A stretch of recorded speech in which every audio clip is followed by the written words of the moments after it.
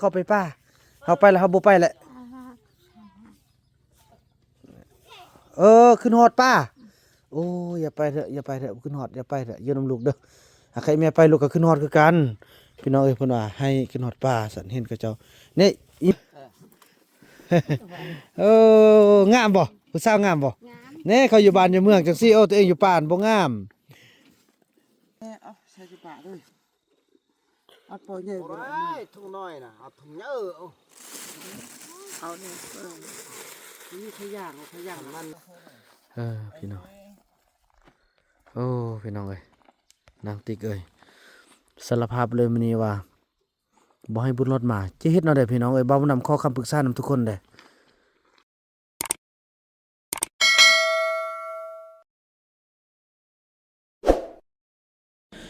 สบายดีท่านผู้ชมเนาะถือว่าคลิปนี้ก็เป็นคลิปที่บ่าวนำจะได้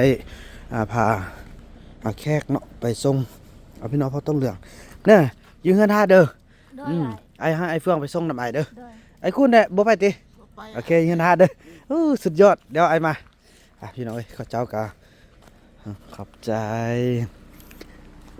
พาไอ้เฟื่องไปส่งเนาะเก็บ5 เก็บ 10นี่แหละเพิ่นสิให้ค่าเดินทางนี่1 ล้านกีบพี่น้องเอ้ยเบานำจะขี่รถไปส่งฮอดบนทางสุดแล้วก็เขาเจ้าย่างต่อเนาะพอเขาเจ้ามักใส่ย่างพี่น้องมักใส่ย่างโทษหนาวแท้ลองแห้งบุญขย่างไปบาทนี่ไปฮับเอาเขาเจ้าอยู่ทางใต้เนาะเพราะบ่ดินบ่ติ้งอย่างเธอจุอันพี่น้องพอต้องเรื่องเฮา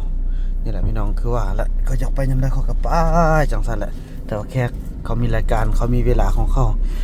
พี่น้องเบานำคิดว่าเบานำจะไปเรียนภาษาอังกฤษเพิ่มอีกจาก3 เดือนก่อนพี่น้องแล้วก็คือว่าแหละในการเคียงคู่กับการท่องเที่ยวพออันอื่นมันก็บ่มีทางออกเลยมานี่อยู่นี่กับไอ้เฟื่องเพิ่นก็ดูแลท่าแล้วไอ้เฟื่องเนาะอดทนเด้อบางเทื่อน้องคิดอยู่คิดว่าน้องสิไปเรียนภาษาอังกฤษจาก3 เดือนเด้อคันได้กลับมาแล้วก็สินำพาการพัฒนาเฮาต่อไปจังซั่นพี่น้องเนาะเดินทางพบกันตอนต่อไปเด้อโอเคพี่น้องเอ้ยตอนนี้ก็ได้เอารถมาไปโอ้โหรถกับรถดำปึ๊กเลยพี่น้องเอ้ยเข้าในเมืองนี่ตาหุ้งเลยแหละไปแก้มกินข้าวแล้วบ่กินข้าวเลย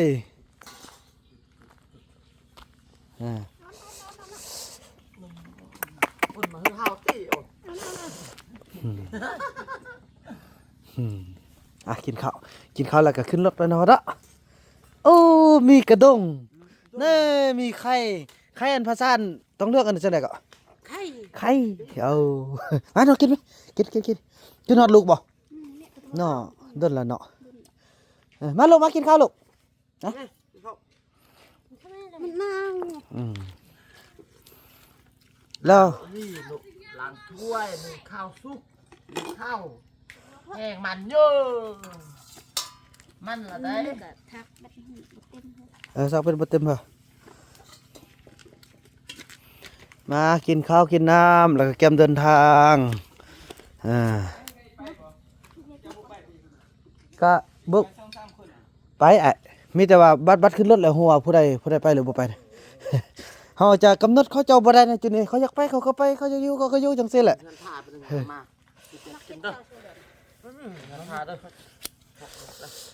วิชาการเมืองได้มอบให้ทางไอ้เฟื่องพี่น้องเอ้ยเนาะกินข้าวกันแล้วอันติ๊กน้องบ่ได้ย้ายบ้านติจะอยู่บ้านเก่าหั่นบ่ไอ้สิชื่อบ่คันไอ้ไปนะคือสิบ่ชื่อไก่ให้จบไปนอนหั่นก็ว่าน่ะมันคือว่าไก่บ่ชื่อโอ้มาได้พยายามเด้อ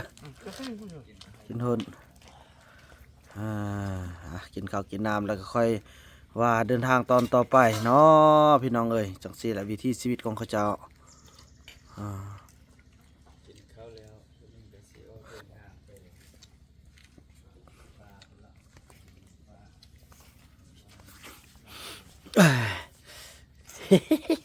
เพิ่นทายอยู่พี่น้อง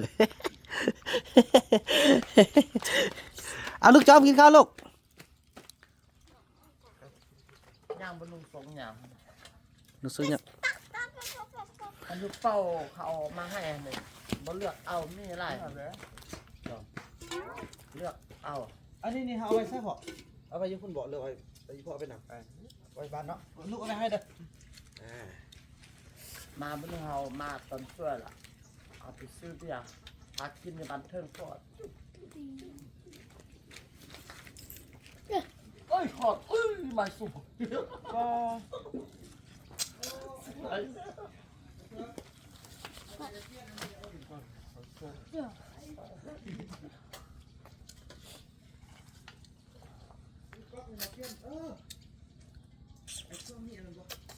เรื่องคือมีเกาะ มีว่ะเปีย เล่นเอาไหมเขายังกินข้า เอา ว บ่มีตี เดี๋ยวเอาอยู่ทุ่งกัน เปลี่ยนยากอ้อบ่มีจนผิด วันหน้าหันเอาได้หันเอาได้แล้วพอเขายังกินข้าวอยู่จะไปไหมเกลือเด้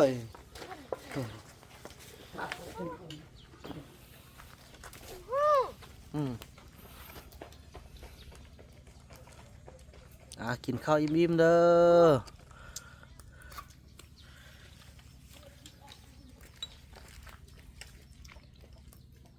บอกคุณท่านนิดหน่อยเด้อ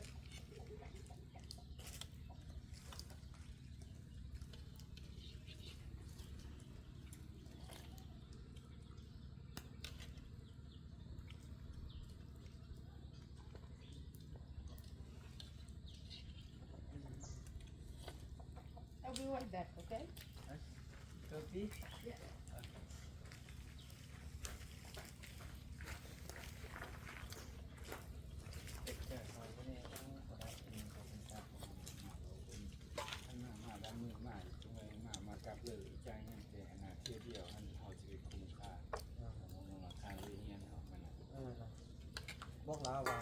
ให้เข้าใจมีวิธีชีวิตของเขาอยากเบิ่งวิธีชีวิตเขาก็ต้อง แม่กินแล้ว ใจฮอนย่างจังไหนเขาคือว่าได้เขาเลยฮอนอยู่แต่ว่ามันเข้านี่เอาเลยบ่มุยฉะนั้น โมยังใครตัวหนึ่งเจ้ายังประเสริฐ ไอ้เนี่ยภาษาอังกฤษเนี่ยสมมุติสำนองนี่ยังเฮียนได้อยู่บ่ เหมาะตัง เขาซื้อปืนมาเดี๋ยวบ่ชูมอยู่นี่เนี่ย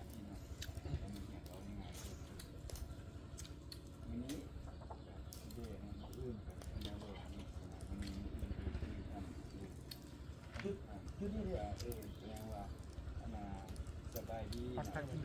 บายดีนี่สบายดีตอนเช้าตอนเช้าตอนแลงมอร์นิ่งจุดอาทิตย์นึงจุดอีวินิ่งนะครับ ว่าเวนี่อัน เพิ่มพัฒนาที่ว่าบอกไปอายุ today นี่สิเนาะเป็นสบายดีเด้ออายุ today เที่ยวนี่คือเกี่ยวกับว่าเป็นอะไรหนึ่งของสุดเป็นเรื่องการเกี่ยวกับอาชาอายุคือข้าวเรื่องอันนี้คุณพาดเนี่ยเนาะก็เขาได้นี่เรื่องการเต้นก็คือทำแบบนี้ทำสบายดีบ่มาแต่ใช้อายุเท่าใดยังตามอยู่กับเท่าใดอยู่บัดนี้เอามื้อนี้อื่นลงตรงนี้ได้ มันจะเป็นตัวไปเนี่ยขอบคุณมาบ่ เป็นหน่อย ต้องคนมันแยกตัวเองเนาะ มันจะดิกชันนารีฮันมันจะมี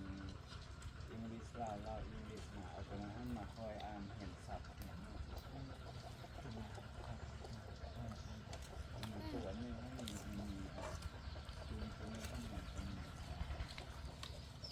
มาตัวออกเสียงนี่ส่วน กินก่อนแม่ ไม่อุ่น สำหรับเขาออกเสียงหมดทุกอย่างเขาบอกภาษาที่เขาแปลกันได้ ได้ เนาะ ก็มันดังเหตุบางคนมากับเรื่องเรามามีการร้อยเปอร์เซ็นต์อังกฤษ100%บางทีมาญี่ปุ่นมันมาใช้ภาษาอังกฤษเป็นภาษากลางบางทีมันก็ออกเสียงบ่ชื่อ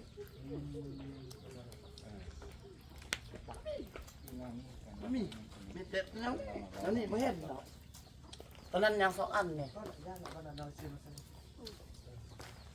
คือเราเป็นคนเป็น ใช้หูเก็บ เป็น เราก็เฮียนกันเนาะ แต่ว่าคนเข้ากันมาเหียนมาก็ดีมาตั้งเพชรมาแล้วก็อีใดก็สร้าง ไทยรัฐกันพี่ ได้ก็พอได้ตัวป้าตัวเหียนมาแล้วก็มาเริ่มมือนั้น ไทยรัฐกัน ตัวเข้าใช้ภาษาอังกฤษมันเป็นภาษากลาง จะขึ้นเข้าเลย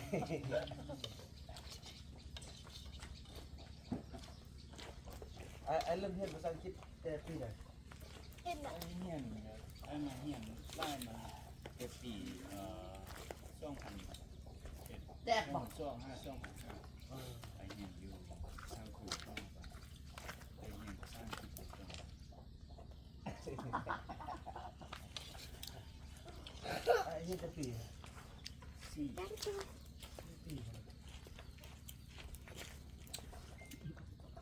You know this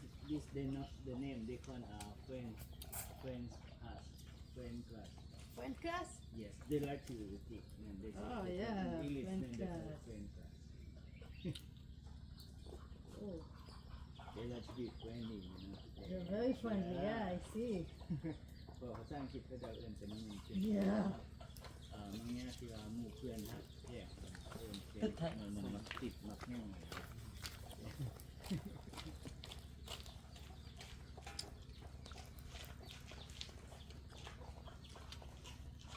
บึงย่างบนอันนั้นน้องไปส่งไปหั่นชั่วโมงนึง บ่ฮอดแต่ว่าน้องขี่รถ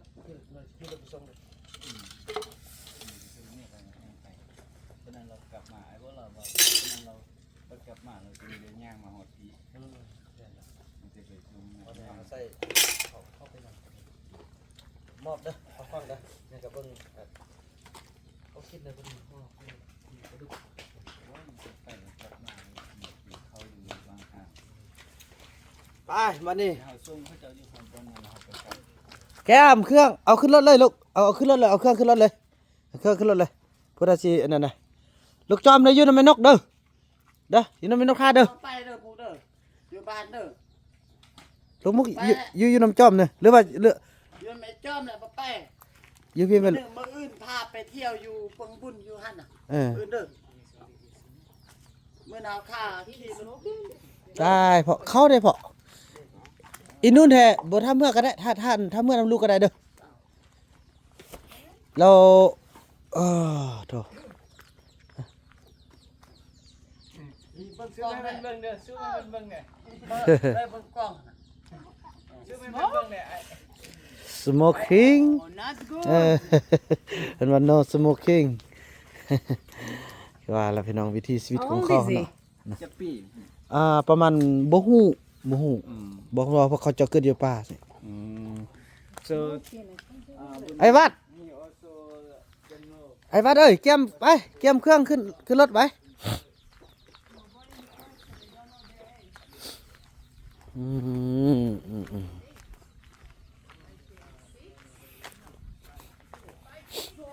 ไอ้คุณอยู่ท่าไอ้นำเด้ออยู่บ้านท่าอันนี้นะ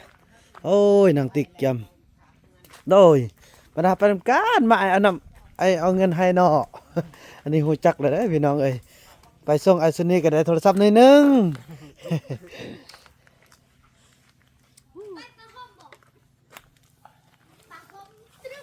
เอาไปแม่ลูก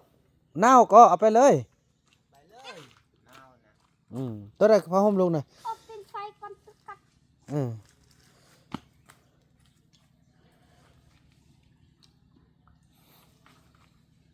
บ่เช็ดที่เป็นหัวนี่บ่จุบ่ชุกติอันนี้ ทางอันแขกเพิ่นอยากไปพี่น้อยอยากไปอยากให้ฮอนไปเดี๋ยวนี้ตั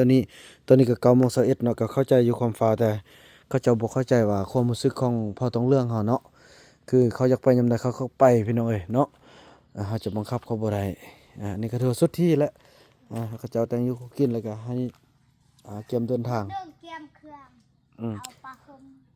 ลูกเตรียมไหมเอาขึ้นรองรถเลยไปขึ้นรองรถ ป เล ลาย ห่มอยู่เทึง เล่นขึ้นไปเอาไปเอาพรฝรั่งเพิ่นอยากฟาวไปป้านน่ะไปเพิ่นอยากไปน้ำเฮาขึ้นมาเลยติ๊กอันบุญรอดนี่สิบ่ได้เอามาให้อายเลยเด้อบ่ได้เอามาเลยป้าพูดเลยป้าโถแล้วบุญต้นลูกเด้อ ปักใส่มือ อยู่พุ่น ไปพูดเลย แบตหมดกับมาจะเอามาลำลูก แต่ว่าบนรถนี่บ่เอามาแม่นบ่ จะเอามาเหอะ เจ้าติย่าเนาะเสยเด้อเนาะ ตอนนี้บ่ว่าลีไอ้จิตตามไปปู้ ย่ากันสมมุติไปหุ่นละไอเอาเงินให้น้องหลายๆแล้วให้น้องเจียมาได้บ่ เนาะ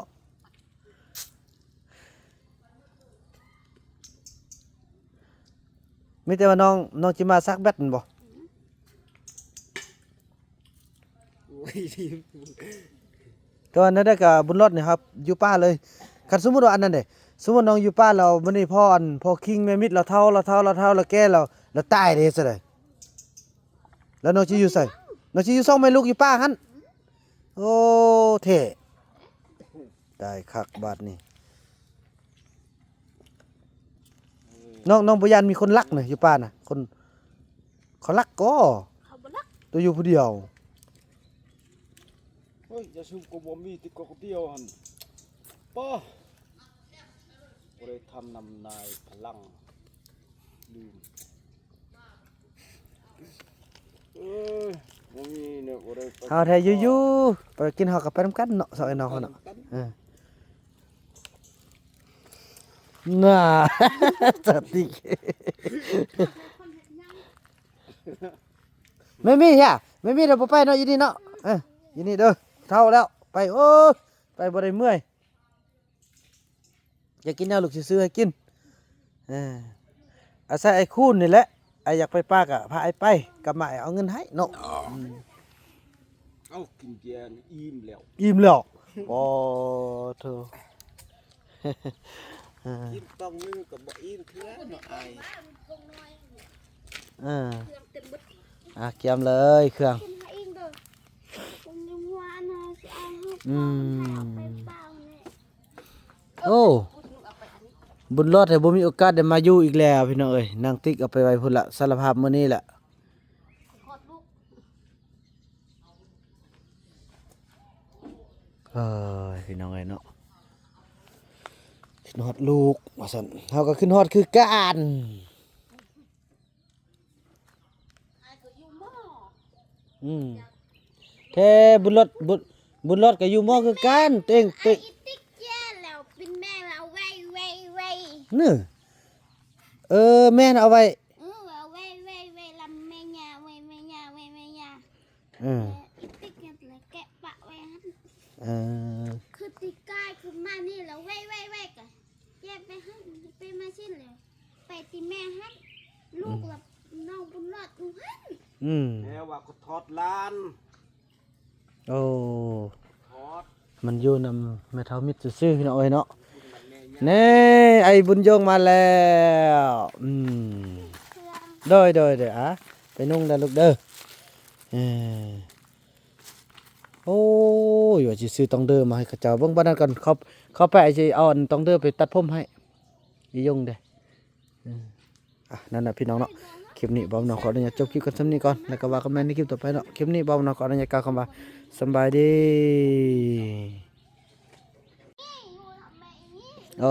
โอ้โดยลูกสาวมุกเพิ่นจิอยู่พี่น้องเพิ่นบ่ไปโอ้ดีใจเนาะเพิ่นอยู่ในแม่เฒ่ามีนี้นี่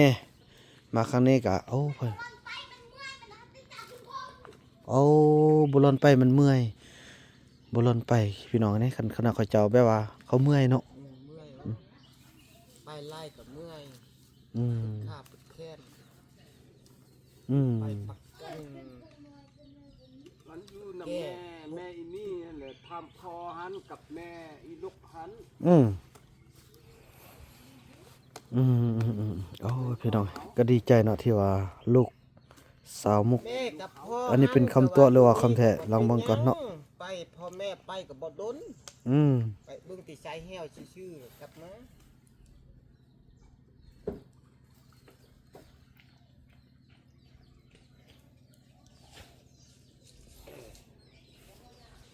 โอ้เขา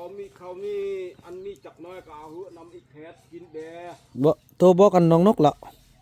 บอกอันไอ้นกเอาลงมาละ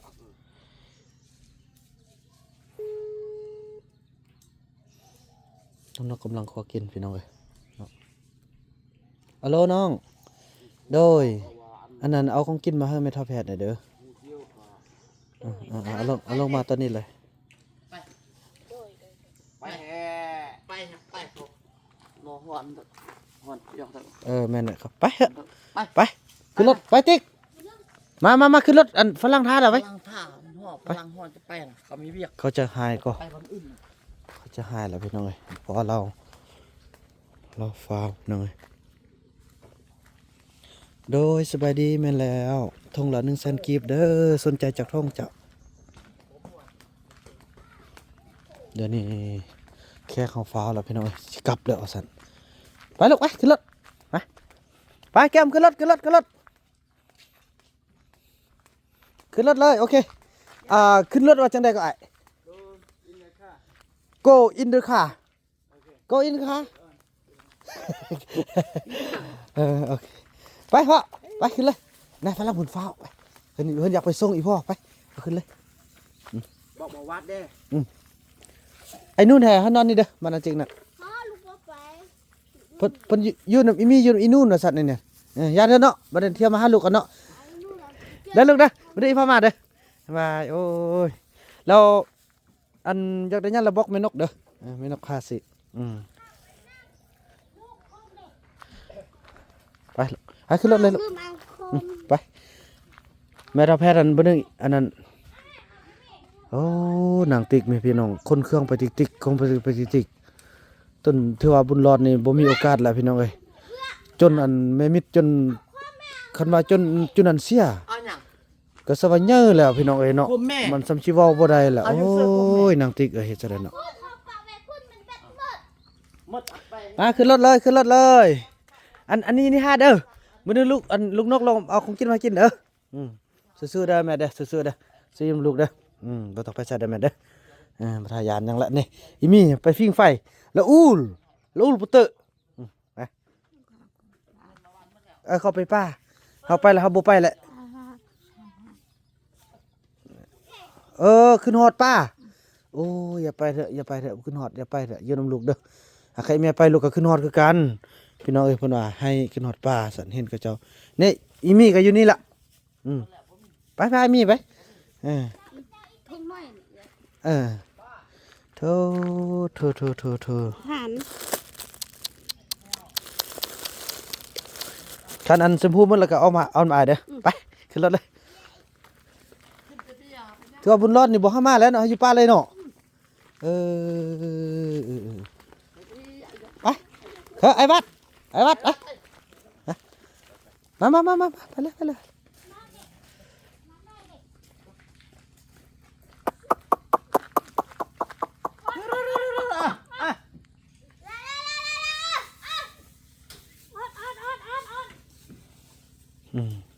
ใช่ป่ะไปใส่เดี๋ยวไว้คนเฝ้าก็เฝ้าคือเดี๋ยวเฮานี่ไปจำได้ก็ได้พี่น้องเอ้ยขึ้นเลยขึ้นทางล่างเลยไอ้เฟื่องให้นั่งทางนั่นก็ได้โอ้ติ๊กเอ้ยโทรศัพท์งามก็มีคือบอกงามๆภาษาไทย ออกมาตามปิดเลย ย่า เนี่ยหมอจะเป็น ผมพยายามสะเด้อสะแล้วคันอันนู้นเราอันสิพูบ่ได้เอาน้ำไอ้นกสับ เอาแล้ว เอาละมันละออกมาเด้คันบ่ออกมาแล้วมันผม บ่มีห้อง มีเฮาไปขึ้นแล้วเลย เราออกมาหนาเป็นนะ หนาตุ้ยเลย ขึ้นเลยไอ้บัด ทุกอยางได้บ่ ได้ ตั้งเลิกบ่ ได้ ลูกตาออกมาตามปิดเลย มาลูกเอาขึ้นมาเทิงที่เลยไปขึ้นเลยไอเดียดลงไอเดียดไปไอ้บัดขึ้นเลย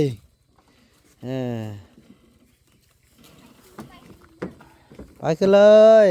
เอาไปยืดแล้วครับเอาสามเอา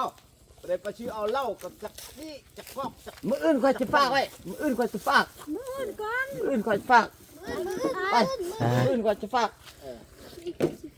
อันนั้นไม่ยังลูกเมียงโอ้ ติวไปติวมา เลยยืนไม่เท่ามีเด้อพูด น้องนกเอาเข้ามาให้แม่ทัพแพทย์ละน้องชวนเพิ่นไปกินพุ่นเอาเด้อนี่เอาเพิ่น บ่ไป ลมอันล่มลาเด้อเราขึ้นฮอดเห็นเขาไปป้าแล้วน้ำตาละไหลนะบ่ไปอยู่นำลูกสิพาเรากินนั่นไปขึ้นเลยเด้อลูกบ๊ายบายลูกแล้วอีพ่อมาเด้อโอ้ยพี่น้องดีใจ จะอีมาหน่อย เด้อตื่นมานึงกับลูกอีพ่อก็มาแหละมื้อเช้าอีพ่อก็มาแล้ว ว่าบ่ได้นำ โอเคบาดนี้พี่น้องเอ้ยนี่พี่น้องเอ้ยเนาะดีใจน้องนกสวยไปบาดนี้โอ้น้องมุกโอเคเด้อพอเด้อนั่งเด้อพี่น้องเอ้ยเดินทาง let's go ไปพี่น้องเอ้ยเนาะโอเคมาฮอดนี่แล้วฮอดนี่แล้วพี่น้องเอ้ยเนาะฮอดบ่นี้โอ้ดีใจที่ว่าน้องมุกบ่ตัวเฮาพี่น้องเอ้ยน้องมุกอยู่นำได้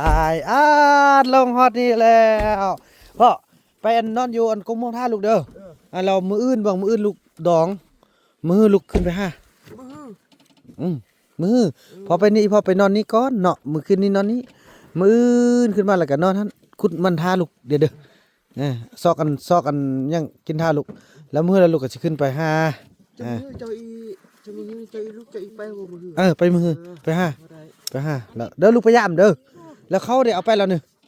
เขาน้องติ๊กเดี๋ยวบ่เอาเข้าไปกินเด้ ไปแล้วทุกน้อย ทุ่งน้อยไปหุ่นไปกินหยังซั่นกินมัน กินน้ำเบาไอ้วัด อีวัดเป็นแล้วโอเคโอ้ยอยู่นี่เองเด้อวันนั้นอันไอ้บุญน่ะไปหาเด้องามบ่ผู้สาวงามบ่ งาม แน่เขาอยู่บ้านอยู่เมืองจังซี่ตัวเองอยู่ป่านบ่งามเราว่าซะแล้วก่อนเราบอกว่าเจ้าผู้งาม beautiful เนาะ beautiful she says you beautiful Oh, thank you. You're beautiful.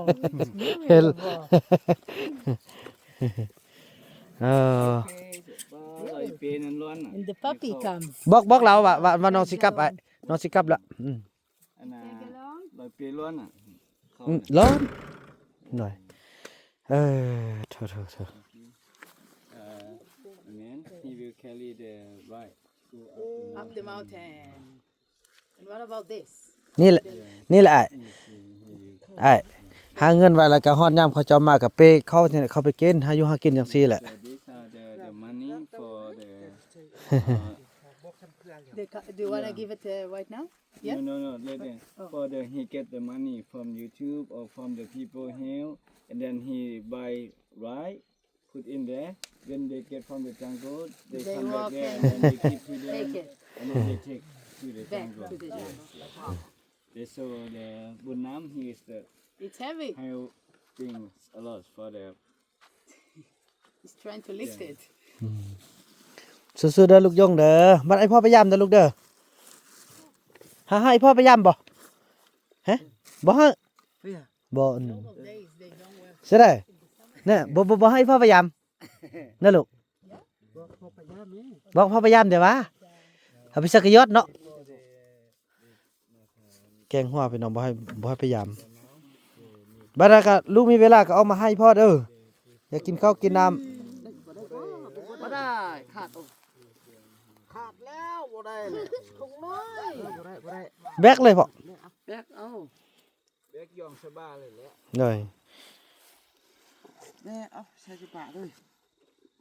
เอาปล่อยใหญ่บ่ได้ทุกน้อยน่ะเอาถุงเยอะเอานี่นี่ขย่างมันใช้เครื่องเป็น עכשיו הם מתחילים את המסע שלהם ליער. นี่ช่องเครื่องเจ้าเอาไป שם ใส่ בעצם את เป้ง כל แล้วก็เป้เอา הצידה לדרך, את האורז, ไฮ כאילו בתוך ההר, ไฮ את הכל, הוא סוגר, שם על הגב, זה שק אורז, וכל זה הם מעלים לפה. we walk with them now we gonna walk send them to them to the ปล่อยเยอะปะอยู่อัน to the jungle ตรง The leader is บ่บักแกะมัน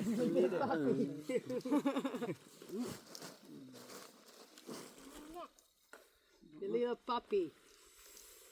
He comes with them to the jungle, huh? เจาะมีหินหน่วยก่อนนี่นะเขามีหินหน่วยโอ้เข้าอ่ะนะเข้านี่เข้าคมอันนี้เยอะหน่อยนึงก็มัดพอดี โอ้โหสร้างเฮ็ดได้ดิพ่อ good idea good idea Yeah, good idea. นั่นแหละคือกล้วย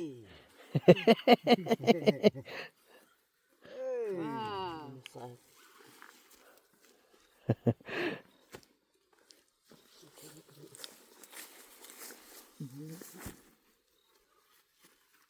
นั้นมีซากเข้าป่าเก่าเห็นมันปั๊บเนี่ยเก่งกว่าอันพ่อเก่งกว่าหัวหน้าเผ่าอีก Two children, other children, where are they? They not come. They live in the. Kevin, they stay in อื the ม Why? โอ้เก่งเว้ยวิซาเก่าบ่ลืมเนี่ยโอ้